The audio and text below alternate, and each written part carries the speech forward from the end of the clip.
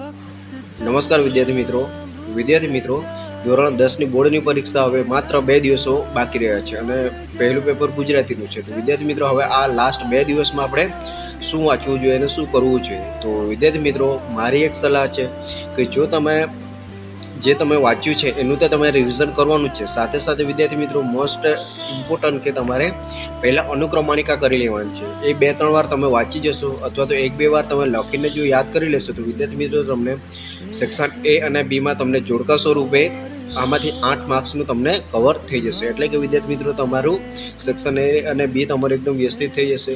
Plus બીજું કે વિદ્યાર્થી મિત્રો વિભાગ સીમાં એટલે કે વ્યાકરણ વિભાગમાં જો તમને વ્યાકરણ ઓછું ફાવે છે તો વિદ્યાર્થી મિત્રો મેં વ્યાકરણ વિભાગના બે વિડીયો બનાવ્યા છે, ભાગ 1 અને 2. એ વિદ્યાર્થી મિત્રો સ્ટેટસમાં પણ છે અને યુટ્યુબ પર પણ છે, તો તે તમારે ખાસ જોઈને જવાના છે. કેમ કે વિદ્યાર્થી મિત્રો એમાં મેં 2025થી લઈને 2020 સુધીના જેટલા પણ પ્રશ્નો પૂછાયા છે તે બધા કવર કરી લીધા છે. એટલે કે વિદ્યાર્થી મિત્રો આમાંથી તમારા પ્રશ્નો રિપીટ થવાના જ છે.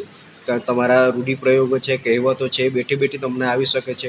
અને બીજું કે એના સિવાયનું પણ જો આવે છે જોડણી હાથે, તો એ તમને મેં નિયમો સહિત સમજાવ્યું છે. તો એનાથી તમારું જે પણ જોડણી હશે તે તમે આસાનીથી સોલ્વ કરી શકશો. તો બસ તમને એટલી વિનંતી છે કે આટલું વસ્તુ ખાસ કરીને જો એક અનુક્રમણિકા કરી જવાની અને આપણા જે 2 વિડીયો છે તે ખાસ જોઈને જજો. ચોક્કસથી તમને ગેરંટી સાથે કહું છું કે તમને ઘણો બધો ફાયદો થવાનો છે. તો વિદ્યાર્થી મિત્રો આવનારી બોર્ડની પરીક્ષા માટે તમને ખૂબ ખૂબ શુભેચ્છાઓ અને તમારા પેપર સારા રહે, આખી એક્ઝામ સારી જાય એના માટે બેસ્ટ ઓફ લક.